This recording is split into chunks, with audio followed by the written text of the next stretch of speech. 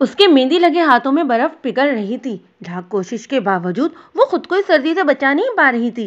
وہ جانتی تھی کہ وہ بہت جلد بیمار پڑ جائے گی یا شاید دم ہی توڑ دے، لیکن اس انسان کے سامنے وہ خود کو کمزور نہیں ہونے دے گی جس نے اسے رسوا کر کے اس کی ذات تک رسائی حاصل کی ہے۔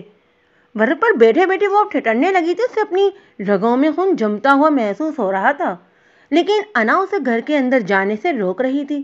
وہ دروازے کے سامنے بیٹھی اب بری طرح کانپ رہی تھی، اسی کشمکش میں تھی کہ اندر جائے یا یہیں بیٹھے بیٹھے دم توڑ دے کہ دروازہ کھلا اور وہ باہر آ گیا، جسے دیکھ کر ہی اس کی آنکھوں میں نفرت کی لہر دوڑ گئی تھی۔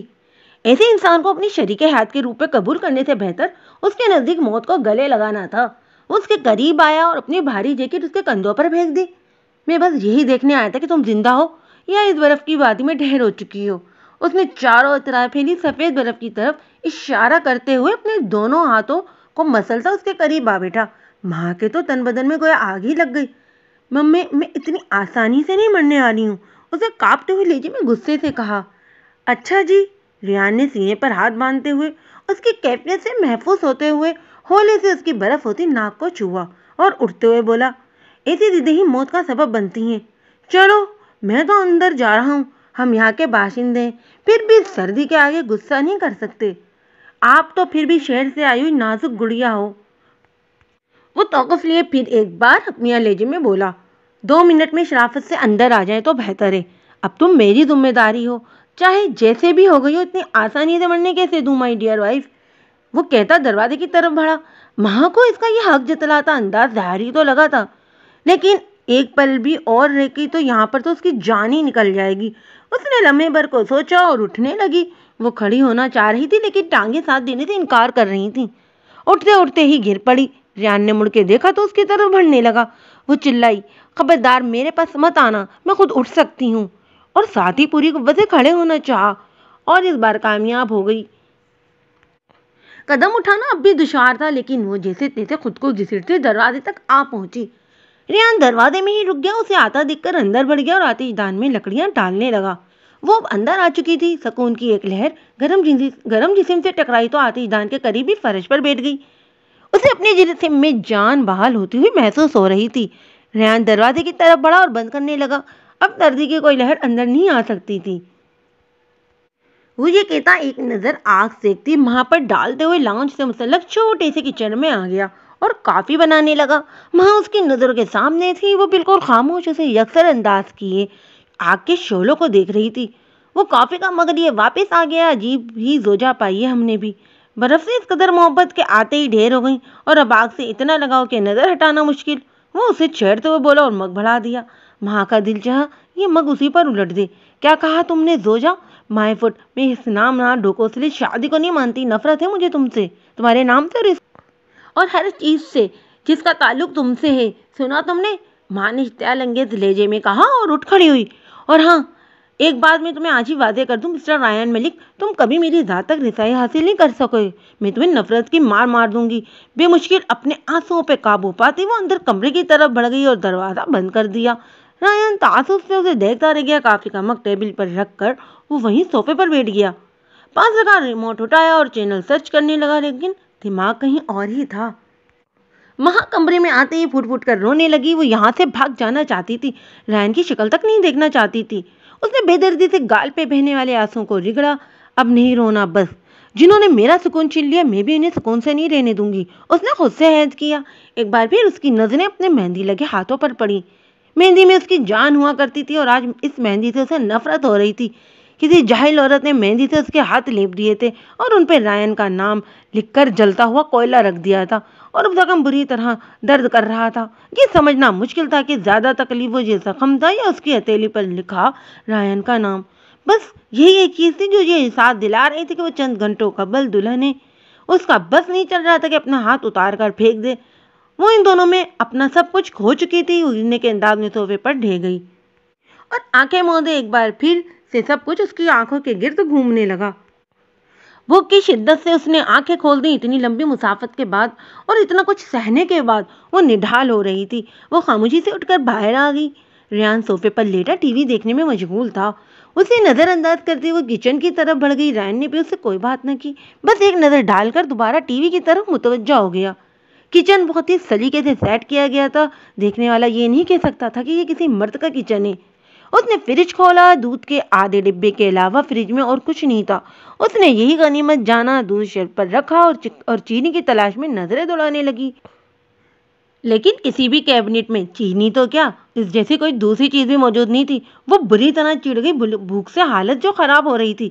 فقیر انسان، فاقہ زدہ، الو کا ماں گالیاں بکتی پیچھے مڑی تو ریحان سے ٹکرا گئی۔ وہ کب سے اسے چینی کی تلاش میں سینے پر ہاتھ باندھے کھڑا دیکھ رہا تھا۔ ماں نے اسے اس طرح اچانک دیکھا تو سامنے بوکھلا گئی، پھر فوراً خود کو سنبھالتے ہوئے بولی، کیا تکلیف ہے؟ وہ بری طرح سے تل ملائی۔ ریحان اس کے قریب آنے لگا تو وہ گھبرا گئی، اس کے پاس آیا اور اس کا بازو پکڑ کر لاؤنج میں لے آیا۔ یہاں بیٹھو اور یہاں سے ہلنا مت، اسے صوفے پر بٹھا دے تنبیہ انداز میں کہتا وہ کچن میں آ گیا۔ ماں سنسی وہیں بیٹھی اسے کام کرتا دیکھتی رہی۔ جب وہ واپس آیا تو اس کے ہاتھ میں ٹرے تھی جس میں ایک ابلا ہوا انڈا، دودھ کا گلاس اور بریڈ کے سلائس تھے۔ اس نے ٹرے ماں کے سامنے میز پر رکھ دی اور دوبارہ کچن کی طرف بڑھا۔ واپس آیا تو اس کے ہاتھ میں ایک زرد سی ٹیوب تھی۔ ماں حق بنی اسے دیکھ رہی تھی۔ وہ اس کے قریب آیا اور گھٹنوں کے بل صوفے کے قریب بیٹھ گیا۔ اس کا یہ انداز یکسر نظر انداز کرنے والا نہیں تھا۔ وہ کچھ بولے بغیر اس نے ماں کا ہاتھ پکڑ لیا۔ وہ ایک دم چونک گئی، ہاتھ چھڑانے ہی والی تھی کہ ریحان نے نظر اٹھا کر جس طرح اسے دیکھا وہ سہم گئی۔ تمہاری کوئی بات سننے کے موڈ میں ہرگز نہیں ہوں، اور نہ ہی میں کوئی احسان کر رہا ہوں، ریحان نے حق جتلاتے ہوئے انداز میں کہا اور اس کی ہتھیلی پر زرد ٹیوب سے مرہم لگانے لگا۔ وہ اپنے جلے ہوئے نام پر جو مہندی اور گرم کوئلے سے ماں کے ہاتھوں پر لکھا گیا تھا انگلی کی مدد سے مرہم لگا رہا تھا۔ ماں کے لبوں سے سسکاری سی نکلی، اب جلن ہو رہی تھی۔ اس نے ایک نظر ریحان کو دیکھا، پھر نظر چرا دی۔ وہ بھی اٹھ کھڑا ہوا اور ٹرے کی طرف اشارہ کرتے ہوئے بولا، فی الحال یہی کچھ ہے، کل شہر جاؤں گا تو سامان لے آؤں گا۔ ماں ایک دم اٹھی اور اس کے مقابل آ کر کھڑی ہو گئی۔ کیا سمجھتے ہو مجھے پاگل ہوں میں؟ تمہاری یہ دکھاوے کی اچھائی دیکھ کر پگھل جاؤں گی، لیکن میں کچھ نہیں بھولی مسٹر ریحان، یہ کبھی نہیں بھولوں گی۔ وہ چلاتے ہوئے بولی، آنسو ایک بار پھر اس کے رخساروں پر بہنے لگے۔ ماں، ریحان نے اسے کندھوں سے پکڑا اور صوفے پر بٹھاتے ہوئے خود بھی پاس ہی بیٹھ گیا۔ میری بات سنو ماں۔ ماں نے کچھ کہنے کے لیے لب کھولے تو اس نے ہاتھ کے اشارے سے اسے خاموش کرا دیا۔ مجھے بات کرنے دو۔ بعض اوقات انسان کے سامنے ایسے حالات آ جاتے ہیں کہ وہ مجبور ہو جاتا ہے، جیسا ہم چاہتے ہیں اور سوچتے ہیں ویسا نہیں ہو پاتا۔ اسی کا نام زندگی ہے۔ میں مانتا ہوں جو کچھ ہاں جانتی ہوں میں بہت اچھی طرح، تم جیسے لوگوں کو جو دوسروں کی زندگیاں جیرن کر دیتے ہیں، ان کے خوابوں کا قتل کر دیتے ہیں اور پھر یہ فلسفہ جھاڑنے بیٹھ جاتے ہیں۔ ماں نے اس کی بات کاٹتے ہوئے کہا، پھر درد سے گال پر بہنے والے آنسو کو رگڑ کر اٹھ کر جانے لگی۔ لیکن اگلے ہی لمحے ریحان نے اس کا بازو پکڑ کر اپنے قریب کھینچ لیا اور تنبیہ انداز میں بولا، تمیز سے یہاں بیٹھو اور میری بات سنو اور اٹھنے کی کوشش مت کرنا۔ یہ دیکھو ماں، یہ اصل زندگی کوئی فلم یا ڈرامہ نہیں کہ میں یہ امید رکھوں کہ تم مجھ سے محبت کرنے لگو گی یا تم میری ہو جاؤ گی، اور نہ میں یہ چاہتا ہوں کہ تم مجبور ہو کر مجھ سے محبت کرو۔ ماں نے کچھ کہنا چاہتا اور ریحان نے اسے خاموش کرا دیا۔ Let me complete. یہ سب میرے لیے بھی آسان نہیں ہے، جو کچھ بھی ہوا وہ حالات کا تقاضا تھا۔ اگر میں یہ قدم نہ اٹھاتا تو تم سوچ بھی نہیں سکتی تھی کہ کیا ہو سکتا تھا۔ لیکن تم فکر نہیں کرو، میں کوئی حق نہیں جتاؤں گا تم پر۔ میں نہیں چاہتا کہ محبت بھیک میں لی جائے۔ ہاں لیکن میرا نام البتہ تمہیں برداشت کرنا ہوگا، بس یہی کہنا تھا۔ ماں کو اس کی ہر بات ہی زہر لگ رہی تھی اور ہر کہی بات اس کی تو اسے زہر ہی لگ رہی تھی۔ وہ بس بھاگ جانا چاہتی تھی، اس کے اتنا قریب بیٹھ کر وہ گھبرا رہی تھی۔ وہ اپنی بات مکمل کر کے اٹھا اور ایک بار پھر بولا، ہمارے غریب خانے میں بس ایک یہ لاؤنج ہے اور وہ کمرہ، تم کمرے میں میرے ساتھ رہو گی نہیں، اور نہ میں اتنا اچھا ہوں کہ تمہارے لیے لاؤنج میں سو جاؤں، کیونکہ مجھے اپنے کمرے کے بغیر نیند نہیں آتی۔ اب دیکھ لو کہ کہاں سونا ہے۔ ریحان نے بالوں میں ہاتھ پھیرتے ہوئے شان بے نیازی سے کہا اور کوئی دھن گنگناتا ہوا کمرے میں چلا گیا۔ ماں اس کی پشت گھورتی رہ گئی۔ کیا چیز ہے یہ بندہ، پل پل بدلتے رنگ، بھاڑ میں جائے میری بلا سے۔ ماں نے دودھ کا گلاس اٹھایا اور ایک ہی سانس میں ختم کر کے ٹرے میں رکھا اور صوفے پر لیٹ گئی۔ کمرے کا دروازہ کھلا، ریحان نے بغیر کچھ بولے اس کی طرف کمبل اچھالا اور واپس مڑ گیا۔ ماں نے بھی جلدی سے کمبل اوڑھ لیا۔ سردی بڑھنے لگی تھی۔ اسے یکدم احساس ہوا کہ ریحان کی جیکٹ اب تک اس نے پہن رکھی ہے۔ فوراً اتار کر اس قریب رکھی کرسی پر پھینکی اور کمبل میں منہ چھپا لیا۔ ارے ماں، کہاں رہ گئی ہو بھائی، جلدی کرو نا، دیر ہو رہی ہے۔ فرح نے تقریباً چلاتے ہوئے ماں کو پکارا۔ نانو کچن سے باہر آ گئی۔ کیا ہوا فرح بیٹے، ماں ابھی تک نیچے نہیں آئی؟ نانو نے فکر مندی سے پوچھا۔ ماں کو ایک دم اپنی غلطی کا احساس ہوا، فوراً دھیمے لہجے میں بولی اور آگے بڑھ کر انہیں سلام کیا۔ وہ دراصل آج ہم نے جلدی جانا تھا، شاید ماں بھول گئی ہوگی۔ نانو اس کی بات سن کر مسکرا دی۔ تم جاؤ اسے دیکھو، میں تم دونوں کے لیے مزیدار سے ناشتہ بناتی ہوں۔ نانو پیار سے کہتے کچن کی طرف بڑھ گئی۔ فرح نے سیڑھیوں کی طرف قدم بڑھائے اور اوپر پہنچتے وہ نک سی ماں سے ٹکرا گئی۔ اوف، کیا ہے بھائی، دیکھ کر نہیں چل سکتی؟ آ رہی ہوں نا، ماں نے منہ بناتے ہوئے کہا، لیکن فرح منہ کھولے حیرت سے اسے دیکھتی رہی۔ تو ماں کو بھی ہنسی آ گئی۔ کیا ہوا؟ ماں نے ہنستے ہوئے پوچھا۔ یہ تم ہی ہو نا یا میں کوئی خواب دیکھ رہی ہوں؟ فرح نے مصنوعی حیرت سے کہا تو ماں جھپ گئی۔ بس بس، اب زیادہ ہو رہا ہے فرح۔ جی میں بھی یہی کہنے والی تھی کہ یہ زیادہ ہو رہا ہے۔ فرح نے شرارت سے اس کی لپسٹک کی طرف اشارہ کیا تو وہ خفیف سی لال ہو گئی۔ فرح ہنس پڑی۔ تھوڑی سی لائٹ کر لو لپسٹک، باقی سب تو فٹ ہے، فرح نے آنکھ مارتے ہوئے کہا تو فرح ماں بھی ہنسی اور ٹشو سے لپسٹک کم کرنے لگی۔ ویسے یہ بتاؤ، تم جو اتنا مسکرا رہے ہو، کیا غم ہے جس کو چھپا رہے ہو؟ فرح نے اس کی آنکھوں میں جھانکتے ہوئے پوچھا۔ وہ اس کے بچپن کی دوست تھی اور جانتی تھی جب ماں اداس ہوتی تو اسی طرح تیار ہوتی تھی۔ اوہ میری پیاری سی ماں جی، رات کو بس دل ہو جاتا ہے نا کبھی کبھی، بغیر کسی وجہ کی، لیکن دیکھو اب تو میں بہت پرسکون ہوں، ماں نے بشاش لہجے میں کہا تو فرح کو تسلی ہو گئی۔ اب آ بھی جاؤ لڑکیوں، ناشتہ تیار ہے۔ نانو کی آواز آئی تو وہ دونوں جلدی سیڑھیاں اترتی نیچے آ گئیں۔ نانو میز پر ناشتہ سجائے انہی کا انتظار کر رہی تھی۔ آلو کے پراٹھے، گھر کا بنا اچار، ہری مرچ اور دھنیا کا رائتا دیکھ کر تو دونوں کی بھوک چمک اٹھی۔ ماں اپنا پسندیدہ ناشتہ دیکھ کر خوشی سے جھوم اٹھی اور کسی کی پرجش سے نانو سے لپٹ گئی۔ لو یو میری پیاری سی نانو۔ نانو نے اس کے ہاتھوں پر بوسہ دیا اور اپنے پاس بٹھا لیا۔ آ جاؤ فرح بیٹا، آپ بھی بیٹھو۔ فرح بھی جلدی سے کرسی کھینچتے ماں کے ساتھ ہی بیٹھ گئی۔ آج تو میری ساری ڈائٹنگ ہی نکل گئی۔ وہ دونوں گاڑی میں بیٹھی ہی تھی کہ فرح نے گاڑی اسٹارٹ کی۔ دو سامان سے لدے ٹرک ان کے گھر کے آگے آ کر رک گئے۔ اوف، اب یہ کیا ہے؟ فرح نے غصے سے کہا۔ تم رکو، میں ذرا دیکھتی ہوں، ماں نے کہا اور گاڑی سے اتر گئی۔ سامنے والے گھر میں کچھ لوگ شفٹ ہوئے ہیں، انہی کا سامان آیا ہے، ماں نے دوبارہ بیٹھتے ہوئے فرح کو بتایا۔ ٹرک نے انہیں راستہ دے دیا تھا۔ فرح نے تیزی سے گاڑی آگے بڑھا دی تھی۔ السلام علیکم نانو۔ آج وہ تھک گئی تھی، صبح سے لے کر شام تک کلاسز تھیں، کوئی بریک ہی نہیں تھا۔ سوچا تھا بس کالج مشکل ہے، یونیورسٹی میں جا کر تو کچھ آرام آ جائے گا۔ ماں نے بیگ ایک طرف رکھا اور ان کے پاس بیٹھ گئی۔ وعلیکم السلام میرا بچہ تو بہت ہونہار ہے، ایسے نہیں سوچتے، ہر دور کا اپنا مزہ ہوتا ہے اور اسٹوڈنٹ لائف یہ بعد میں سب سے زیادہ یاد آتی ہے، انہوں نے مسکراتے ہوئے کہا تو وہ بھی مسکرا دی۔ یہ تو سچ ہے، اس نے حامی بھری۔ جاؤ جلدی سے اٹھو، شاور لو، فریش ہو جاؤ، میں بشیرہ سے کہہ کر کانہا لگواتی ہوں۔ یہ کہہ کر وہ کچن کی طرف بڑھ گئیں اور ماں فریش ہونے اپنے کمرے کی طرف چل دی۔ کھانے کے بعد وہ نانو کے لیے چائے بنا کر کمرے میں لے آئی۔ نانو بیڈ پر بیٹھی تھی، ان کے پاس ہی بیٹھ گئی اور کپ پکڑاتے ہوئے بولی، آپ کو پتا ہے نانو، سامنے والے گھر میں کچھ نئے لوگ شفٹ ہوئے ہیں۔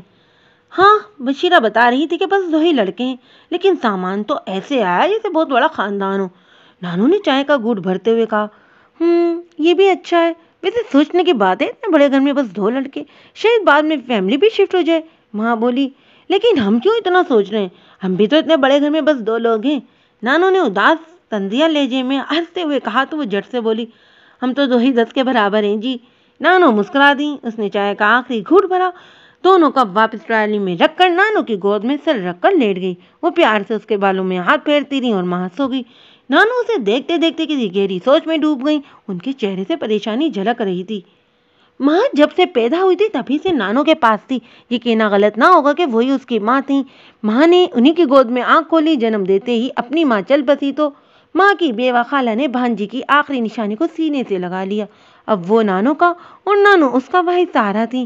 اس کے بابا یوسف شانی کا تعلق بلوچستان کے قبیلے شاہوانی سے تھا، وہ سردار کے بیٹے تھے، لیکن وہاں کی رسم و رواج سے باغی، انہیں اکثر ہی بہت سی باتوں اور فیصلوں پر اعتراض رہتا تھا۔ اگلا سردار بھی انہی کو بننا تھا، لیکن وہی سب سے بہت دور جانا چاہتے تھے۔ یہی بغاوت انہیں بلوچستان سے کوسوں دور لاہور کھینچ لائی۔ شاہوانی قبیلے کے نزدیک یہ بہت ہی بڑا جرم تھا جس کی سزا صرف اور صرف موت تھی۔ وہ ہر ممکن کوشش کر کے یوسف کو حاصل کرنا چاہتے تھے۔ ادھر یوسف اپنی ایک الگ پرسکون دنیا بسانا چاہتے تھے۔ یہاں ان کی ملاقات ہیرا سے ہوئی۔ ملاقات کیا تھی؟ ہیرا افندی کو دیکھتے ہی وہ دل ہار بیٹھے تھے۔ ہیرا اپنی بیوہ خالہ کے ساتھ رہتی تھی۔ ماں کے مرنے کے بعد بابا دوسری شادی کر چکے تھے اور ان کی بیوی کو تو ہیرا ایک آنکھ نہ بھاتی تھی، تو وہ خالہ کے پاس ہی رہی۔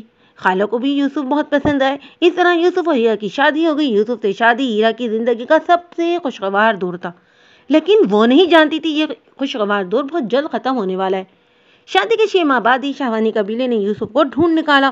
وہ جانتے تھے ان کا قبیلہ خاموش بیٹھنے والا نہیں ہے، تبھی وہ اس شادی کو خفیہ رکھنا چاہتے تھے اور اس کوشش میں کامیاب رہے تھے۔ وہ ہیرا کو لے کر ملک سے باہر جانے کے تمام انتظامات مکمل کر چکے تھے، لیکن قدرت کو تو شاید کچھ اور ہی منظور تھا۔ اگلے دن ان کی فلائٹ تھی اور وہ بہت خوش تھے۔ انہیں آج ایک اور خوشخبری بھی ملی تھی کہ ہیرا امید سے ہیں۔ وہ ان کے لیے کیک اور پھول خرید کر گھر ہی آ رہے تھے، تبھی 2 بڑی بڑی جیپوں پر سوار ہتھیاروں سے لے کچھ لوگ جن کے چہروں پر سیاہ چادروں سے ڈھکے تھے ان کے سامنے آ گئے اور راستہ روک لیا۔ رات کا وقت تھا اور روڈ سنسان۔ یوسف بری طرح گھبرا گئے۔ ایک لمحہ بھی ضائع کیے بغیر وہ جیپوں سے اترے اور چاروں طرف سے یوسف کو گھیر لیا۔ اگلے ہی لمحے ان کا جسم گولیوں سے چھلنی کرتے فائرنگ کرتے آگے بڑھ گئے تھے۔ یہ شاہوانی قبیلے کا انتقام تھا۔ یوسف اپنی آخری سانسیں لیتے وقت وہیں دم توڑ گئے۔ ہیرا کے لیے تو یہ ثانیہ سہانی روح تھا۔ یوسف کے بغیر جینا روز مرنے کے برابر تھا۔ وہ زندگی ہار چکی تھی اور ماں کی پیدائش پر بھی وہ دم توڑ گئی۔ یوں ننھی سی ماں ہیرا کی خالہ یعنی نانو کی گود میں آ گئی۔ بانجی کے دکھ کے بعد وہ بالکل ہی ٹوٹ گئی تھی۔ ماں ہی ان کے جینے کی وجہ بن گئی تھی اور انہوں نے اس کی پرورش و تربیت میں دن رات ایک کر دیے تھے۔ ان کی آبائی جائیداد تھی، زمینوں سے آنے والی رقم سے تمام اخراجات بخوبی پورے ہو جاتے تھے۔ زندگی پرسکون سے گزر رہی تھی، لیکن نانو بیمار رہنے لگی تھی اور انہیں حل پر ماں کی فکر ستاتی تھی۔ میرے بعد اس کا کیا ہوگا، وہ کیسے رہے گی، یہ سوچ کر ان کی جان نکل جاتی تھی۔ ابھی بھی وہ انہی سوچوں میں گم تھیں کہ بشیرہ کی آمد ہوئی۔ بی بی جی، وہ جو نئے لوگ آئے نا سامنے والے گھر میں، ان کی ملازمہ آئی ہے۔ ماں کو سوتا ہوا دیکھ کر بشیرہ نے سرگوشی والے انداز میں کہا، اچھا تم چلو میں آتی ہوں۔ ماں کا سر ان کی گود میں تھا، جھک کر اس کا ماتھا چوما اور تکیے پر سر رکھتے ہوئے آہستگی سے اٹھی۔ ماں ہلکا سا کسمسائی پھر سو گئی۔ نانو باہر آ گئی۔ لاؤنج میں بشیرہ کے ساتھ ایک ادھیڑ عمر عورت موجود تھی۔ نانو کو آتا دیکھ کر سلام کیا اور بولی، سلام بی بی، ہم سامنے والے گھر میں رہتا ہے، وہ صاحب کے لیے چائے بنانا ہے، ادھر گیس کا پائپ کا مسئلہ ہے، اگر آپ اجازت دے تو ہم صاحب کا چائے بنا لیں۔ وہ لہجے سے پٹھان لگ رہی تھی۔ اس نے سوالیہ نظروں سے نانو کو دیکھا تو وہ تھوڑا سا شرمندہ ہو گئی۔ نئے پڑوسیوں کا کھانا بھجوانا ان کا فرض تھا تو وہ کیسے بھول گئی۔ آپ رکو، میں بھی آئی۔ وہ جلدی سے کہتی کچن کی طرف بڑھی۔ واپس آئی تو ان کے ہاتھ میں ایک ہاٹ پاٹ اور چائے کی کیٹل تھی۔ یہ لے جائیں۔ نانو نے دونوں چیزیں اس کی طرف بڑھاتے ہوئے کہا تو وہ گڑبڑا گئی۔ نہیں، ہمارا صاحب ناراض ہوگا، ہم کو خود پکا لینے دو۔ وہ لاکھ روکتی رہی، لیکن نانو نے اس کی ایک نہ سنی اور کھانا دے کر ہی رخصت کیا۔ ماں کی آنکھ کھلی تو رات کا 1 بج رہا تھا۔ اوف، میں اتنی دیر تک سوتی رہی ہوں، مجھے نانو نے اٹھایا کیوں نہیں؟ اس نے اپنے قریب سوئی ہوئی نانو کو دیکھا۔ وہ نانو کے کمرے میں ہی سو گئی تھی اور رات کے 1 بجے اس کی آنکھ کھل گئی تھی۔ بال سمیٹ سی وہ اٹھ بیٹھی، پاؤں میں الٹے سیدھے چپل گھسا اور باہر آ گئی۔ پورے گھر پر سناٹے کا راج تھا۔ کچن کی مدھم روشنی کے علاوہ کچھ بھی روشن نہیں تھا۔ اسے کچھ غیر معمولی سا احساس ہوا، مجھے نانو نے جگایا کیوں نہیں؟ ماں بی بی، بشیرہ نے آواز دی تو وہ چوک کر مڑی۔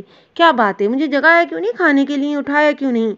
اس نے الجھے ہوئے لہجے میں بشیرہ سے پوچھا۔ وہ دراصل میں بی بی جی کی طبیعت کچھ ٹھیک نہیں تھی، ڈاکٹر صاحب ابھی ہو کر گئے، بلڈ پریشر تھوڑا ہائی تھا، وہ دوا بھی دے گئے، بشیرہ نے ڈرتے ڈرتے بتایا۔ وہ جانتی تھی ماں غصہ ہوگی اور وہی ہوا۔ حد ہوتی ہے بشیرہ، میں سوئی تھی، مر نہیں گئی تھی جو تم نے مجھے جگانا ضروری نہیں سمجھا۔ نانو ہے وہ میری، اور صرف وہی میرا سب کچھ ہے۔ ماں روان سی ہو گئی۔ جی بی بی، انہوں نے سختی سے منع کیا تھا، بشیرہ بیچارگی سے بولی۔ اچھا بس جاؤ یہاں سے، ماں نے قدرے غصے سے کہا اور کچن میں آ گئی۔ اسے شدید غصہ آ رہا تھا، وہ کیوں اتنی دیر تک سوتی رہی۔ فریج سے ٹھنڈی بوتل گلاس میں اڈیلی، مزید برف ڈالنے لگی، شاید یہ برف اس کے غصے کو کچھ کم کر سکے۔ گلاس لیے وہ اوپر آ گئی اور ٹیرس پر رکھے جھولے میں ٹک گئی۔ اس کی نظریں سامنے گھر کی کھڑکی پر پڑی جو کھلی ہوئی تھی اور روشنی باہر تک آ رہی تھی۔ اوہ، تو ہمارے نئے پڑوسی بھی اب تک جاگ رہے ہیں۔ ماں نے تن بڑبڑاتے ہوئے ایک بڑا سا گھونٹ بھرا، لیکن اگلے ہی لمحے اس کی نظریں کھڑکی پر جم گئیں، جیسے کسی مقناطیسی اثر میں قید ہو گئیں۔ کھڑکی کے بالکل سامنے میز پر بیٹھا وہ نہایت ہی وجیہ اور پرکشش نوجوان تھا۔ ٹیبل پر جھکا کچھ لکھنے میں مصروف، اس کے بائیں ہاتھ میں قلم تھا اور وہ بس لکھتا جا رہا تھا۔ ماں بس اسے دیکھتی جا رہی تھی۔ لیمپ کی روشنی اس کے چہرے پر پڑتے ہوئے ایک ایک خد و خال کو نمایاں کر رہی تھی۔ گھنی پلکیں، بڑھی ہوئی شیب، پیشانی پر بکھرے بال۔ ماں اپنا سارا غصہ بھولے بس اسے تکتی جا رہی تھی۔ अचानक उसने अपना सर ऊपर उठाया और माँ की तरफ देखा। माँ बुरी तरह गड़बड़ा गई, जैसे कोई चोरी पकड़ी गई हो। लेकिन टेरिस पर बहुत अंधेरा है, वो मुझे नहीं देख सकता, उसने खुद को तसल्ली देते हुए सोचा। वो अब लिख नहीं रहा था और मुसलसल उसी तरफ देख रहा था, जैसे अंधेरे में कुछ तलाश करने की कोशिश कर रहा हो। माँ को तो अपना सांस बंद होता हुआ महसूस हुआ। वो बहुत शर्मिंदा हो रही थी। आज से पहले तो कभी ऐसी हरकत नहीं हुई मुझसे, कभी किसी को नजर उठाकर नहीं देखा, और आज ऐसी हरकत हो गई है। अल्लाह जी प्लीज रुस्वा मत करना। माँ ने दिल में दुआ की। उसी वक्त वो एकदम उठा और चला गया। माँ ने शुक्र का सांस लिया और भागकर कमरे में घुस गई, इस बात से कतई बेखबर कि वो इसे देख चुका था और अब खड़ा मुस्कुरा रहा था। चांद की रोशनी में नई वो मनमोहनी लड़की उसे बहुत ही अच्छी लगी थी। वो दोबारा अपनी निश संभाल चुका था और एक नज़र खाली किताब पर डालकर अब कुछ और ही लिख रहा था। फराह और महा टेरिस पर बैठी आइसक्रीम खा रही थी। आज का दिन बहुत थका देने वाला था। फराह ने आइसक्रीम का चम्मच मुंह में डालते हुए कहा, था तो सही। माँ ने मुख्तसरन जवाब दिया। अच्छा सच तुम्हें बताना था कि इस वीकेंड पर हम सब वादी कैलाश जा रहे हैं। अपना और नाना का सामान पैक कर लेना, मैं कुछ नहीं सुनूंगी। पिछली दफा भी तुम नहीं गई थी, अगली बार का वादा किया था, सो अब मैं कोई बहाना नहीं सुनने वाली। फराह ने तेज तेज लहजे में बोलते हुए हतमी अंदाज में कहा तो माँ को तो हंसी आ गई। अरे बाबा ब्रेक तो लगाओ, एकदम बता रही हो, नाना को भी तो मनाना पड़ेगा ना। मेरा तो तुम्हें पता है मुझे नारायण एरियाज देखने का कितना क्रेज है। माँ ने हंसते हुए जवाब दिया, एकदम नहीं बता रही, पूरे 5 दिन है। अभी बस अचानक ही प्लान बना। इस दफा जन्म जोशी के त्योहार पर हम वहीं होंगे और नानों की तरफ से तुम बेफिक्र रहो, अम्मी इन्हें खुद ही मना लेंगी। फरहान ने तफसील बताते हुए पूरी यकीन लेजे में कहा तो माँ ने इत्मीनान में सर हिलाया। वो जानती थी कि माँ की अम्मी नानों की बात कभी नहीं टालेंगी। माँ उसकी बचपन की सहेली और हमसाई थी, वो बिल्कुल बहनों की तरह थी। और यही हाल नानों और फराह की अम्मी का था। वो दोनों भी बहुत अच्छी दोस्त थी। फराह की बात सच साबित हुई थी। नानों साथ जाने के लिए मान गई थी और अब वो अपनी और नानों की पैकिंग कर रही थी। वो पहली दफ़ा इतनी दूर जा रही थी। उसे पहाड़ी इलाके से और बर्फ़ से ढकी वादियाँ देखने का बहुत शौक था और अब ये शौक पूरा होने जा रहा था। वो बहुत खुश थी और चहकती फिर रही थी। नानू भी उसकी खुशी देखकर खिल उठी थी। अपना और नानों का सामान पैक कर चुकी थी। उसने अलमारी से एक तस्वीर निकाली और सीने से लगा लिया, भूसा दिया, फिर अपने पर्स में रख ली। ये उसके मामा बाबा की वही तस्वीर थी जो उसके पास थी। ये इनके निकाह के मौके पर बनाई गई थी। वो बस इतना जानती थी कि उसके वालिदैन की मौत एक रोड एक्सीडेंट में हुई थी। नानू ने उसे हकीकत से दूर रखा था। वो नहीं चाहती थी कि उसके दिल में कोई खौफ या नफरत बैठे। खुशगवार सफ़र का आगाज़ हो चुका था। नानो और फराह की अम्मी आलिया बेगम और फराह की चच्ची राशिदा खुश गप्पों में मसरूफ़ थीं। फराह और माँ उसकी कज़न आमना और सानिया चिप्स खाती बाहर के नज़ारों से लुत्फ़अंदोज़ हो रही थीं। फराह के बाबा सऊदिया में जॉब करते थे, यहाँ वो अपनी चचा के साथ रहती थी और अब दोनों फैमिलीज वादी कैलाश की तरफ गामजन थी। माँ कानों में हैंड फ्री लगाए बाहर देख रही थी। इसे रह रहकर सामने वाले घर का कफल याद आ रहा था। पता नहीं वो कहाँ गया होगा। वो गैर इरादी तौर पर इस वजह इंसान के बारे में ही सोच रही थी जो इस रात के बाद नजर नहीं आया था। मलिक शाहू बैठक में मौजूद थे। उनके सामने दोनों सपूत पर जमान थे। वो तीनों बहुत परेशान दिखाई दे रहे थे। जरगा अपना फैसला सुना चुका था और उसके मुताबिक खून के बदले खून या खून के बदले इज्जत देना थी, क्योंकि बाल लाशारी कबीले से दुश्मनी की थी। ये कोई मामूली कबीला न था। उनके हम पाया हम शान था। मलिक शाह बार बार अपनी घनी मूछों को ताव देते किसी सोच में घूमते। उनके लाडले सबूत अकबर शाहवानी ने लाशारी कबीले के सरदार के बेटे का कत्ल कर दिया था। ये कयामत खैज वाक़या था जिसने शाह कबीले की ईंट से ईंट हिला डाली थी। अकबर शाहवानी और मुजफ्फर शाहवानी बाप के सामने साख तो जामिद बैठे थे। बकौल अकबर शाहवानी के उसने ये कत्ल जानते बूझते नहीं किया था। वो शिकार के घर से निकला था, नहीं जानता था कि वहाँ लाशारी कबीले के सरदार का बेटा मौजूद है। उसकी बंदूक से निकली हुई गोली कब उसका सीना चीर गई, वो इस बात से कतई लाइल्म था। लेकिन बात ये थी कि जिस कबीले का परिंदा मारना भी उनके लिए हराम था, इस कबीले के वारिस का कत्ल अकबर शाहवानी के हाथों हो गया था। और वारिस भी, जिसने इस जन्मोची के त्यौहार पर सरदार बनना था, बाबा साईं में मरना नहीं चाहता। अकबर शाहवानी मलिक शाह के घुटने को हाथ लगाते हुए बोला। वो खामोश रहे। मर्द बनो भाई, तुम्हें इस तरह बात ज़ेब नहीं देती। असगर शाहवानी ने भाई को कंधों से थामते हुए कहा। वो मरना नहीं चाहता बाबा साईं, तो कत्ल करते वक्त, गोली चलाते वक्त इस बात का ख्याल रखना था ना कि तू अभी मरना नहीं चाहता। जिस कबीले की चुड़िया मारना भी गुनाह है, तो उसका बंदा मारा है अकबर। मलिक शाहवानी ने गुस्से और बेबसी से चिंगारते हुए अकबर शाहवानी को पर्रे धक्का दिया था। بابا صحیح مجھے معاف کر دو، اکبر شاہوانی ہاتھ جوڑتے ہوئے گڑ گڑایا تھا۔ اصغر لے جاؤ اسے یہاں سے اور بتا دو ہم تو معاف کر دیں گے لیکن لاشادی قبیلے نے اپنا خون معاف نہیں کیا۔ اب یہ فیصلہ کر بیٹھے کہ خود پیش ہوگا یا بےغیرت بہن کو پیش کرے گا، انہوں نے تقریباً دھاڑتے ہوئے کہا۔ رایان اپنی تائزاد کی موت کی خبر سنتے ہی حویلی پہنچا تھا۔ حویلی میں صف ماتم بچھا تھا۔ شاہوانی قبیلے کے سردار کے بیٹے نے اس کے تائزاد کا قتل کر دیا تھا۔ اس کا خون کھول رہا تھا، بس نہیں چل رہا تھا کہ شاہوانی قبیلے کے ایک ایک فرد کو بھون ڈالے۔ اسے ہر حال میں اکبر شاہوانی کی لاش چاہیے تھی۔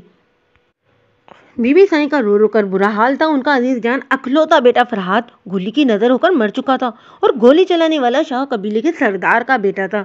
ان کے شوہر اور دیور بھی دشمنیوں میں مارے گئے تھے۔ اب واحد ان کا سہارا تھا، اس کی موت نے تو انہیں توڑ کر رکھ دیا تھا۔ یہی حال ریحان کی والدہ اماں سائیں کا تھا۔ انہوں نے ریحان اور فرحات دونوں میں کوئی فرق نہیں کیا تھا۔ ریحان ان کی آنکھوں کی ٹھنڈک تھا تو فرحات میں ان کی جان بستی تھی۔ پوری حویلی پر سوگ کی فضا چھائی ہوئی تھی۔ ادھر یہ خبر سنتے ہی ریحان بھی دوڑا چلا آیا تو اسے یقین نہیں آ رہا تھا کہ فرحات ابھی دنیا میں نہیں رہا۔ کل رات ہی تو اس سے بہت دیر تک فون پر بات کرتا رہا تھا۔ فرحات اسے چلم جوشی کے تہوار پر آنے کے لیے منا رہا تھا۔ وہ نیا سردار بننے جا رہا تھا۔ ریحان کو اس کی ایک ایک بات یاد آ رہی تھی۔ وہ کتنا خوش تھا۔ سردار بننے کے بعد وہ بہت کچھ بدلنا چاہتا تھا۔ اس کے بہت سے خواب تھے جو تعبیر نہ پہنچ سکے۔ آج اس کی موت کی خبر ریحان پر کسی قیامت کی طرح ٹوٹی تھی۔ اس کی حالت تو غیر ہو رہی تھی۔ فرحات نہ صرف اس کا تائزاد بلکہ اس کا دوست ہمراہ سب کو ہی کچھ تو تھا۔ کسی نے اس کا سب سے زیادہ قیمتی چیز چھین لی تھی۔ شاہوانی قبیلے نے ہم سے دشمنی لے کر اپنی جڑیں اکھڑوا دی ہیں۔ ان کی نسلوں کو برباد نہ کیا تو میرا نام بھی ریحان لاشاری نہیں۔ اس نے غم و غصے کی حالت میں بی بی سائیں کو گلے لگاتے ہوئے عہد کیا۔ اس کا بس نہیں چل رہا تھا کہ اکبر شاہوانی کو زندہ گاڑ دے۔ اب سب کو جرگے کے فیصلے کا انتظار تھا جب اکبر شاہوانی کو موت کے گھاٹ اتارا جائے گا۔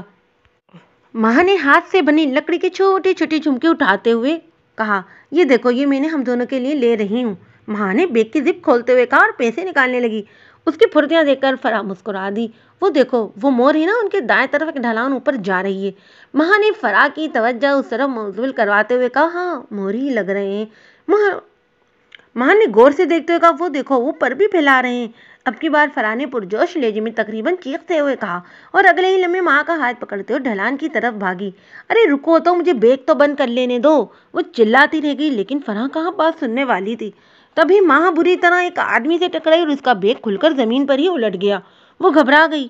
وہ آدمی بہت بری طرح اسے گھور رہا تھا۔ اس کے کندھے پر بندوق تھی۔ ماں کو اسے دیکھ کر خوف آنے لگا۔ سوری، فرح نے کہا اور ماں کا ہاتھ جلدی جلدی تھامے اس کی چیزیں سمیٹنے لگی جو بیگ سے نکل کر دور دور تک زمین پر پھیلی ہوئی تھی۔ تبھی وہ آدمی نیچے جھکا اور اپنے قدموں میں پڑی تصویر اٹھا لی۔ ماں کی جان پر بنائی یہ تصویر اس کے ماما بابا کی تھی۔ وہ گھور گھور کر کبھی تصویر کو اور کبھی ماں کو دیکھتا رہا۔ ماں بری طرح کنفیوز ہوئی۔ پلیز یہ مجھے دے دیں، ماں نے منت بھرے لہجے میں کہا، لیکن وہ یکساں نظر انداز کرتے ہوئے اپنے ایک اور ساتھی کی طرف بڑھا اور تصویر اس کی طرف بڑھا دی۔ وہ بھی کبھی تصویر اور کبھی ماں کو دیکھتا رہ جاتا۔ پھر وہ دونوں آپس میں کچھ باتیں کرتے ہوئے ماں کی طرف بڑھے۔ فرح مجھے بہت ڈر لگ رہا ہے، اس نے فرح کا ہاتھ مضبوطی سے تھامتے ہوئے کہا۔ ڈر تو مجھے بھی لگ رہا ہے، چلو بھاگ چلیں۔ فرح نے اس کا ہاتھ تھاما اور واپس مڑنے لگی۔ تبھی وہ ان کے سر پر پہنچ چکے تھے۔ کون ہے یہ؟ میرے ماما بابا ہیں، ادھر دو مجھے۔ ماں نے آگے بڑھ کر چھپنا چاہا لیکن اس سے پہلے وہ کچھ کر پاتی وہ آدمی آگے بڑھا اور ماں کو تقریباً کھینچتے ہوئے جیپ میں ڈال دیا۔ اس نے بہت کوشش کی اس آدمی سے خود کو چھڑانے کی۔ آدمی نے گن کا دستہ اس کے سر پر مار دیا۔ ماں کو ہوش نہ رہا۔ اس کا دوسرا ساتھی جیپ اسٹارٹ کر چکا تھا۔ فرح مدد کے لیے پکارتی رہ گئی لیکن سننے والا کوئی نہ تھا۔ وہ جیپ کے پیچھے بھاگی لیکن ناکام رہی۔ جیپ بہت اسپیڈ سے نظروں سے دور ہوتی جا رہی تھی۔ وہ سر پکڑ کر زمین پر بیٹھ گئی، روتے روتے ہچکیاں بن گئی تھیں۔ اس کا دل بیٹھا جا رہا تھا۔ کچھ سمجھ نہیں آ رہا تھا کہ وہ لوگ کون تھے اور ماں کو کیوں لے کر گئے تھے۔ بابا سائیں دیکھیں میں کسے لایا ہوں، اصغر شاہوانی نے ملک کو شاہو کے قدموں میں پٹکتے ہوئے پرمسرت لہجے میں کہا۔ وہ کرہ کر رہ گئی۔ کون ہے یہ؟ ملک شاہو ایک دم سیدھا ہوتے ہوئے ماں کی طرف اشارہ کرتے ہوئے بولا، یہ دیکھیں بابا سائیں، اللہ سوئنے نے بڑی مدد کی ہے ہماری۔ اصغر شاہوانی نے جوش و مسرت سے ملے جلے لہجے میں کہا اور وہی تصویر ان کی طرف بڑھا دی۔ ماں ناسمجھی کے عالم میں یہ سب دیکھ رہی تھی۔ ملک شاہو بغور اس تصویر کو دیکھتے رہے، ایک نظر ماں پر ڈالتے پھر تصویر پر۔ واہ اصغر، تو بہت کام کی چیز ڈھونڈ کر لایا ہے۔ مطلب ابا سردار کا شک بالکل ٹھیک تھا۔ یوسف نے شادی کر رکھی تھی اور یہ اسی کا ہی گندے۔ اس نے جوتے کی نوک سے ماں کی ٹھوڑی کو چھوا اور اس کا چہرہ اوپر کیا اور پھر بآواز کے کہا لگایا، माँ के तो तन बदन में ही आग लग गई। दिल चाहा अब भी जमीन फटे और वो इसमें समा जाए।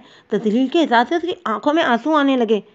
वाह मौला साईं, तूने कितने सही वक्त पर अपने बंदों की मदद की है। मलिक शाह ने आसमान की तरफ देखते हुए कहा। एक मायना क़ैद नजर असगर शाहवानी पर डाली तो वो भी जवाबन मकरू हंसी हंसा। माँ अपने बाबा का नाम सुनकर चौंकना हुई, गाल पर बहने वाले आंसू बेदर्दी से मसलती वो उठ खड़ी हुई। कौन हो तुम लोग? मेरे बाबा को कैसे जानते हो? माँ मलिक शाह की आंखों में आंखें डालते हुए बोली। नजरे नीचे का लड़की, तू जानती नहीं कि किससे बात कर रही है? असगर शाहवानी ने तंबी अंदाज में कहा।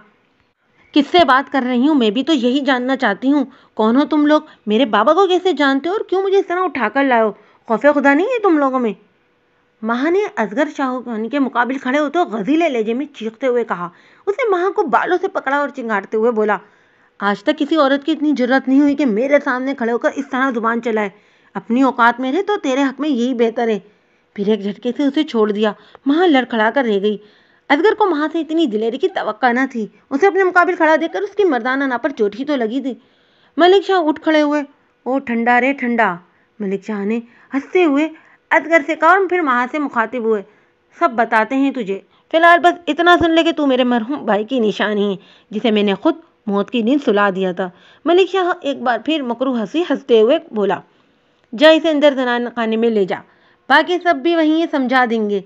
उन्होंने अब की बार असगर शाहवानी से मुखातिब होते हुए कहा। अपने बाबा के कत्ल के बारे में सुनकर एक पल के लिए माँ के कदमों के नीचे से जमीन खिसक गई थी। वो बिल्कुल साफ तो जामिद खड़ी थी। मलिक शाह का हुक्म मिलते ही असगर उसकी तरफ बढ़ा। उसे अपनी तरफ आता देखकर वो एकदम सीधी हुई। हाथ मत लगाना मुझे, दूर हट जाओ। तुम लोगों ने मेरे बाबा को मार डाला। खुदा सिर्फ तुम्हारा नहीं है, ये मत भूलो, और एक एक चीज का इंसाफ करने वाला है, और रब तुम सब कुत्ते की मौत मरोगे। माँ ने गम और गुस्से से चिल्लाते हुए कहा और रोने लगी। असगर शाहवानी जो उसकी तरफ बढ़ रहा था उसकी बात सुनकर आपे से बाहर हो गया। उसने आगे बढ़कर माँ के रुखसार पर थप्पड़ रसीद कर दिया, जिसके ताब न लाते वो औंधे मुंह गिर पड़ी। उसका सर चारपाई के पाए से टकराया और खून बहने लगा। तेरी इतनी हिम्मत कि तू हमारे आगे भौंके? वो एक बार फिर माँ की तरफ बढ़ने लगा। रुक जा असगर। अब की बार मलिक शाह ने उसका बाजू पकड़ा। कितने काम की चीजें ये भूल गया। चल जा आराम कर, और तू रुकैया को लेकर आ इसे ले, ताकि इसे ले जाए। असगर शाह एक गजबनाक निगाह इस पर डालता, उसकी कमर में हाथ डालता बाहर निकल गया। मलिक शाह भी उसके साथ हो लिए। वो कर्रा कर रही, ऐसा लगा जैसे सांस बंद हो गया। सांस बुरी तरह बहाल किया, लेकिन अब वो बुरी तरह निडाल हो चुकी थी।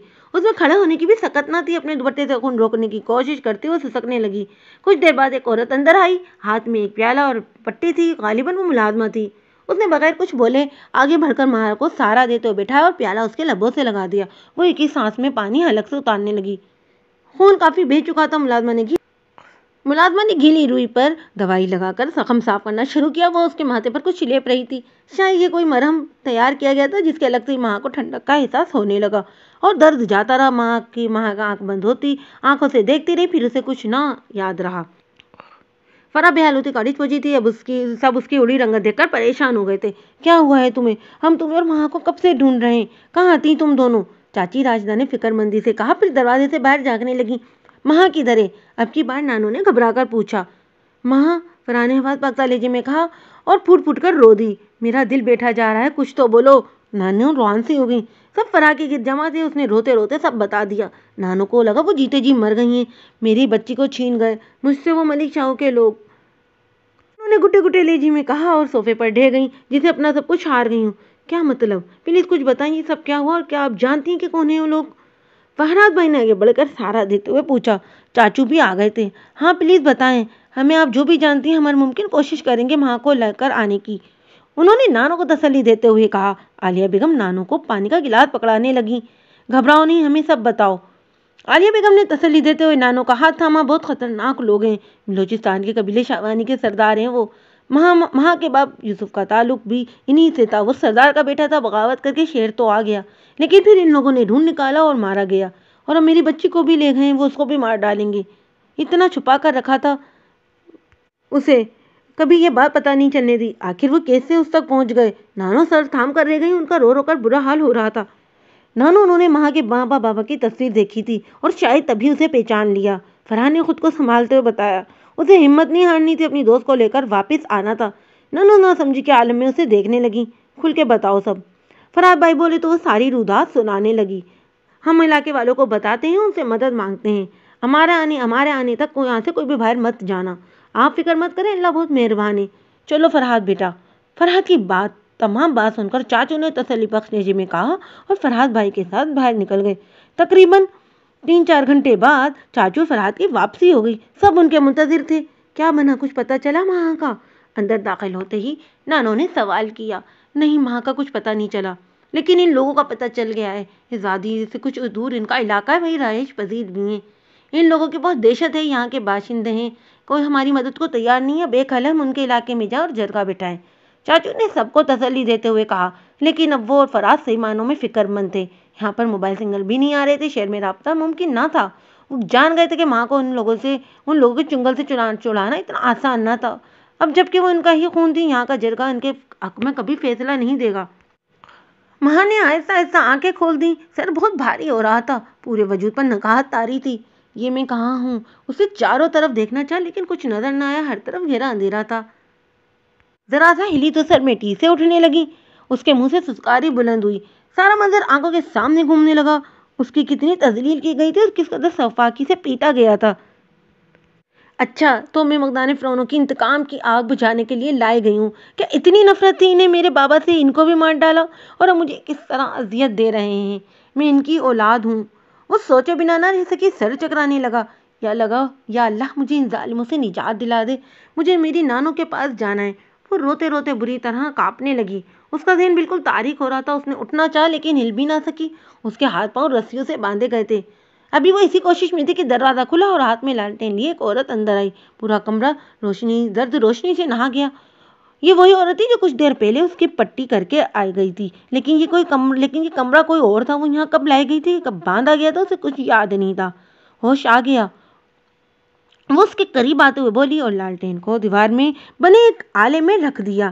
پھر ماں کی طرف مڑی اور اس کے ماتھے پر ہاتھ لگا کر کچھ دیکھنے لگی۔ رقیہ مرہم لگا اور زخم نہ چھوٹے، یہ تو ہو ہی نہیں سکتا۔ وہ ماں کا زخم دیکھتے ہوئے بولی جو کچھ گھنٹوں میں کافی حد تک پھر گیا تھا۔ اب وہ اس کے ہاتھ پاؤں کھولنے لگی۔ اٹھو، آؤ میرے ساتھ۔ وہ اسے سہارا دے کر اٹھانے لگی۔ ماں کی جان میں جان آئی۔ وہ اسے کوئی رحم دل فرشتہ معلوم ہوئی۔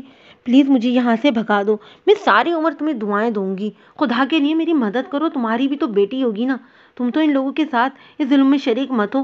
ماں نے گڑ گڑاتے ہوئے اس کا ہاتھ تھاما۔ ماں کی التجا سن کر ملازمہ کی آنکھیں بھر آ گئیں۔ بی بی ہمیں معاف کر دینا، ہم بہت بے بس ہیں، آپ کی کچھ مدد نہیں کر سکتے۔ حویلی سے ایک قدم بھی باہر ہم دونوں کو موت کے گھاٹ اتار دے گا۔ میرے چھوٹے چھوٹے بچے ہیں، بی بی سائی مجھے معاف کر دینا۔ سوئنہ رب آپ پر رحم کرے۔ وہ دوپٹے سے آنکھیں پوچھتے ہوئے ماں کے ہاتھ کھولنے لگی اور ایک بڑی سی چادر اس کے کانپتے وجود پر اڑا دی۔ پھر اس کا ہاتھ پکڑے وہ باہر کی طرف بڑھی۔ وہ ایک لاش کی طرح بے سو حرکت ساتھ چلتی رہی، جیسے بالکل سن ہو چکی ہو۔ یہ وسیع کشادہ صحن تھا۔ چاند پورے آب و تاب سے چمک رہا تھا اور روشنی اس کی سرخ اینٹوں کو نہلا رہی تھی۔ وہ چلتے چلتے رک گئی اور شکوہ کینہ نگاہوں سے آسمان کو تکنے لگی، جسے اپنے رب سے شکایت کر رہی ہو۔ آنسو ایک قطر سے اس کے گالوں پر بہنے لگے۔ بیوی چلیں یہاں سے، یہاں اس طرح رکنا ٹھیک نہیں۔ ادھر ہر پیرے پر سائیں کے بندے گشت کر رہے ہیں۔ اس وقت حویلی میں پھرنے والے مرد انسان نہیں، بھیڑیے ہوتے ہیں۔ رقیہ مائنہ خیز لہجے میں بولی۔ یہ سنتے ہی ماں کی روح کانپ اٹھی۔ اسے چادر منہ تک کھینچ لی اور ملازمہ کے ساتھ ساتھ چلنے لگی۔ صحن ختم ہو چکا تھا۔ برآمدہ عبور کرتے ہوئے راہداری میں وہ چل رہی تھی۔ راہداری ختم ہوتے ہی ایک بڑا سا کمرہ تھا۔ بی بی رات آپ کو یہاں رکنا ہے، باپ آرام کر لو، اس نے کمرے کا دروازہ کھولتے ہوئے کہا۔ یہ ایک سادہ سا لیکن کافی کشادہ کمرہ تھا، جس میں بڑے بڑے رنگین پلنگ سجے تھے۔ ایک طرف چھوٹی سی میز کی مٹی کی سرائی اور گلاس رکھا تھا، اس کے علاوہ کمرے میں کچھ نہ تھا۔ ماں کو پلنگ پر بیٹھاتے ہوئے وہ خود بھی زمین پر چٹائی تکیا سجانے لگی۔ ہم بھی آپ کے پاس ہیں، ادھر چاہیے ہو تو کچھ بتانا، مجھ پر اتنا احسان مت کرو کہ میں اس کے بوجھ تلے دب کر مر ہی جاؤں۔ ماں نے تنزیہ لہجے میں کہا اور گھٹنوں میں منہ چھپا لیا۔ وہ نہیں جانتی تھی کہ اس کا کل کا سورج اس کے لیے کیا قیامت لے کر آئے گا۔ اس کی آنکھ کھلی تو دن کا اجالا پھیل رہا تھا۔ وہ نہیں جانتی تھی کہ کب سوئی اس کا جسم شل ہو رہا تھا۔ کمرے میں کوئی نہ تھا۔ پتہ نہیں رقیہ کب گئی تھی۔ وہ اٹھ کر بیٹھی ہی تھی کہ رقیہ تیزی سے اندر داخل ہوئی۔ میں آپ کو جگانے ہی آ رہی تھی، سردار شاہو آپ کا انتظار کر رہے ہیں، جرگہ بیٹھے کچھ دیر میں ادھر جانا ہے۔ اس نے نظریں چراتے ہوئے ماں سے کہا۔ کیا مطلب؟ کون سا جرگہ، کدھر جانا ہے؟ ماں کے لبوں سے پھسلا۔ آپ کو خون بہا میں لاشری قبیلے کو دیا جا رہا ہے۔ اس نے ایک بار پھر ماں کو دیکھے بغیر جواب دیا۔ یہ سنتے ہی ماں کا خون کھول اٹھا۔ وہ اپنی تمام تر قوت جمع کرتے اٹھی اور تقریباً دھاڑتے ہوئے باہر نکل آئی۔ किधर है तू नामर्द, इधर दुबक के बैठा है, मैं थूकती हूँ तुझ पर। माँ अपने चलौते वजूद को घिसती मलिक शाह के सामने आ गई, जो सहन में ही डेरा जमाए अपने बंदों के साथ बैठा था। डरपोक बेगैरत औरत के पीछे छुपने वाला मर्द है तू। उसका वजूद अनकारा बन रहा था। वो तेज के आलम में बोलती जा रही चली गई। अब की बार मलिक शाह उठ खड़े हुए गुस्से से आगे बढ़ते और बालों से दबोच लिया। हमारे आगे भौंकती है, इतनी जुबान है तेरी, बांधो इसे और घसीटते हुए बाहर ले जाओ। सबको पता चलना चाहिए मलिक शाह के आगे बोलने वाले का अंजाम क्या होता है। मलिक शाह ने बुलंद आवाज से उसे हुक्म सादिर किया और एक झटके से माँ को छोड़ दिया। वो बुरी तरह लड़खड़ा कर रह गई। हुक्म मिलते ही फौरी तकमील की गई। दो आदमी आगे बढ़े और माँ को रस्सियों से बांधने लगे। वो चिल्लाने लगी। अभी तो वो समझ भी ना पाई थी कि वो उसे घसीटने लगे। दर्द की शिद्दत से उसकी सिसकारियां बुलंद होती रही थी। जगह जगह से खून जलता जा रहा था और मिट्टी उसके सांसों को उखाड़ रही थी। अब वो बुरी तरह से मिट्टी में लेत रही, घसीटती जा रही थी। उसे कुछ होश ना रहा था। उसके ऊपर शायद पानी की बाल्टी उड़ेली गई थी और कुछ अंदाजा न कर पाई। इतना तो जानती थी कि पानी में नहा चुकी है और उसके ऊपर एक बड़ी सी चादर डालकर घूंघट दिया गया। वो नीम बेहोशी की हालत में जरगे में लाई गई थी। ये एक वसी मैदान था जिसके चारों तरफ पहाड़ी पहाड़ थे। पंचायत लग चुकी थी। एक तरफ बहुत बड़ा आग का अलावा रोशन किया गया था, जिसके गिर्द तमाम कबीलों के मुअज्जिन जरगा सजाए बैठे थे। फैसला तो हो चुका था, बस इस पर अमल बाकी था। मलिक शाह भी अकबर शाह और असगर शाहवानी के साथ निश संभाल चुके थे। रेहान पहले से ही वहां मौजूद था और अपने भाई के कातिलों को इतना मुतमईन देखकर उसका खून खोल रहा था। बस नहीं चल रहा था कि इन्हें चीर कर रख दे। उसका देश देखते ही सरदार राउगुड़ ने रेहान की पीठ थपथपाई। बेफिक्र हो जा जवान, तुम्हें इंसाफ मिलेगा। सरदार राउगुड़ का फैसला सबसे अफजल समझा जाता था। इस जरगे का फैसला भी उन्होंने ही किया था। रेहान खामोशी से बेटा खूनख्वार नजरों से अकबर शाहवानी को देखता रहा। उसने नजरें चुरा ली। जी मलिक शाह, फिर खून के बदले खून। सरदार राठौर ने मलिक शाह से मुखातिब होते हुए कहा, नहीं, हम खून के बदले खून नहीं देंगे, बल्कि अपनी रूह देंगे। हमारे लिए ये फैसला करना आसान नहीं था, लेकिन हमारी बेटी ने अपने भाई की जान के खातिर अपना आप कुर्बान करना पसंद किया।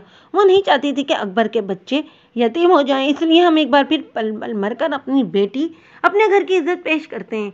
मलिक शाह ने शातिराना मुस्कुराना लहजे में दुख समोते हुए कहा। ये बात सुनते ही हर तरफ चामगोइयां शुरू हो गईं। किसी को भी उनसे फैसले की उम्मीद ना थी। सरदार घोड़ के भी लम्हा भर को हैरान हुए, लेकिन फिर फौरन ही खुद को संभाल लिया। रेहान तो ये सुनते ही आग बगोला हो गया। अपनी जगह से उठा और अकबर शाहवानी को गिरबान से दबोच लिया। वो बौखला गया था। तू समझता क्या है, बच जाएगा, मैं तुझे जिंदा नहीं छोड़ूंगा। सरदार रंगोड़ के आदमियों ने आगे बढ़कर अकबर को छुड़ाया। मलिक शाह और असगर शाहवानी अपनी जगह पुत बने बैठे रहे।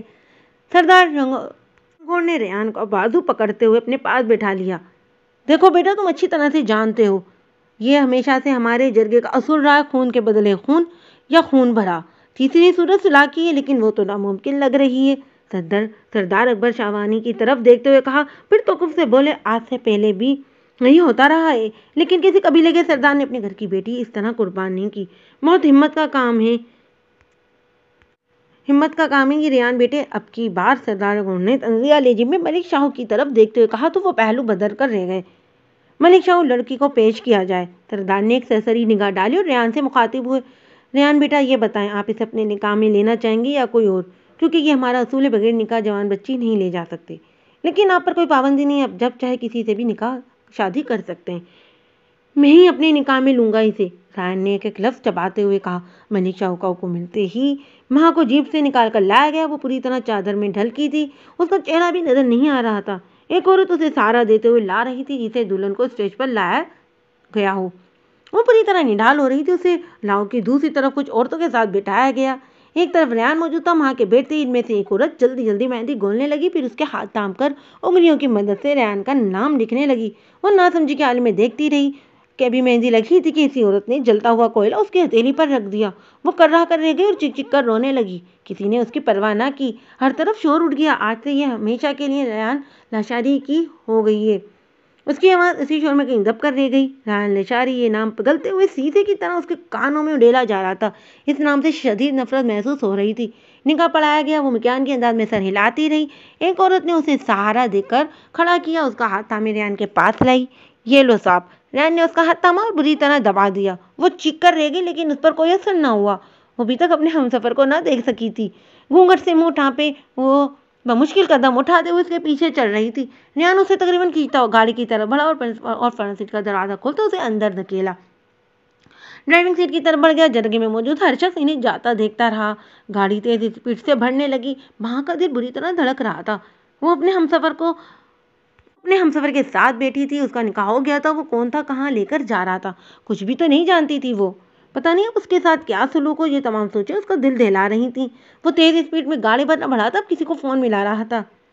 बीबी जान, इतनी जुर्रत कहाँ उन कमीनों में, उन्होंने बेगैरती का सबूत देते हुए अपनी बेटी पेश कर दी है। आपके लिए तोहफा ला रहा हूँ।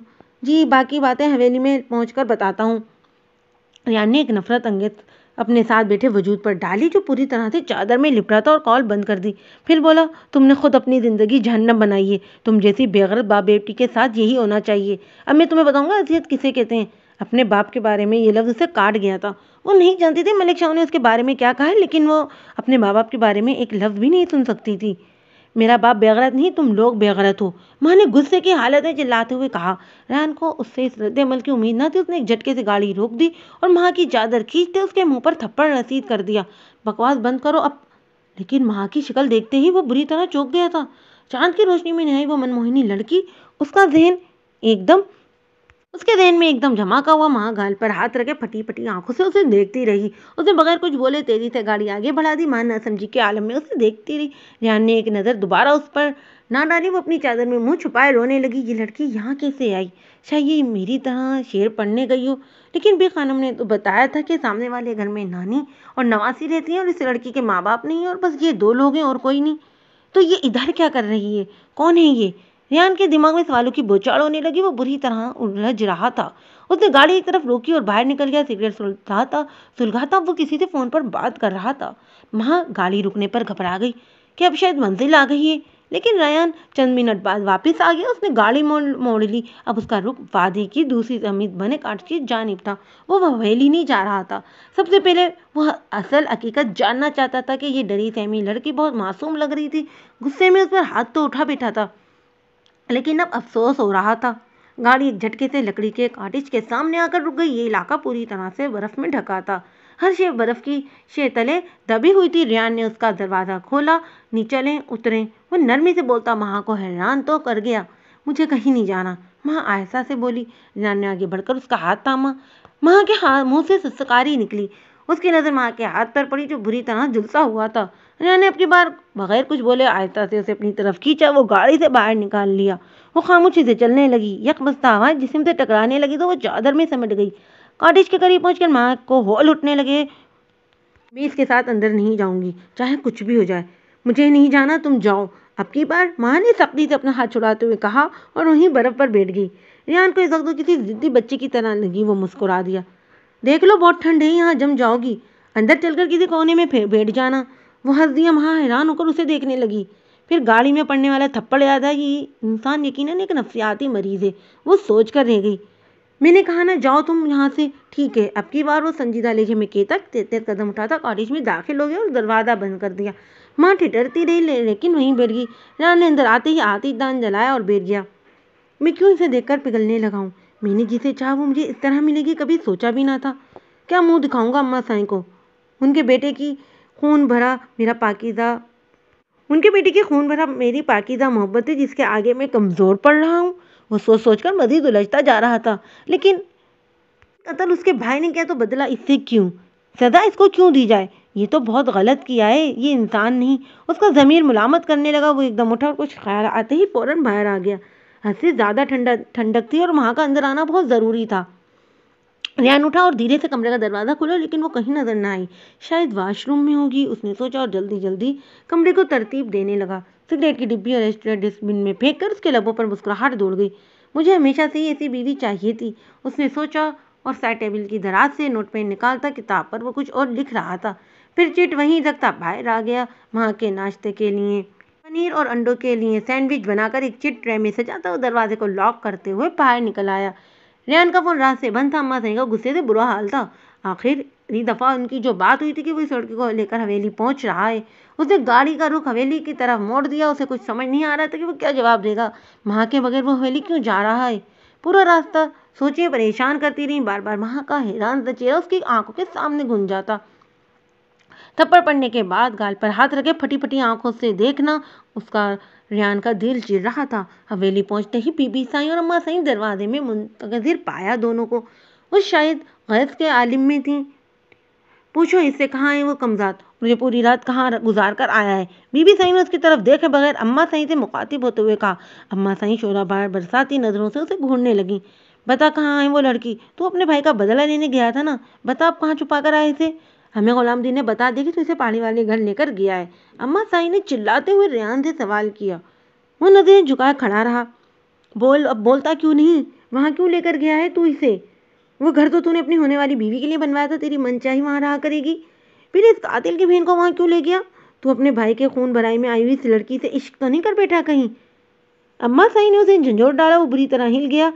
अम्मा साईं मेरी बात सुने, क्या आपको लगता है मैं इतना कमजोर हूँ।